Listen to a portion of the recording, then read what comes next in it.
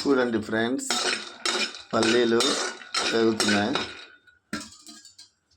చూడండి ఫ్రెండ్స్, ఇదో కరివేపాకులు, బొరుగులు అన్నీ వేసాను చూడండి. అదేవిధంగా ఇవి కూడా వేస్తున్నా, తెల్లవాయలు.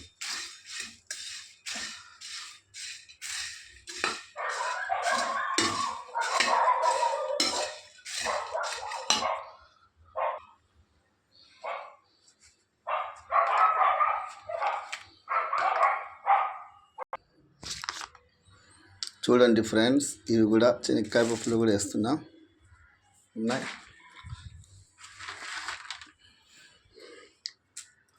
శనక్కాయ పప్పులు వేసి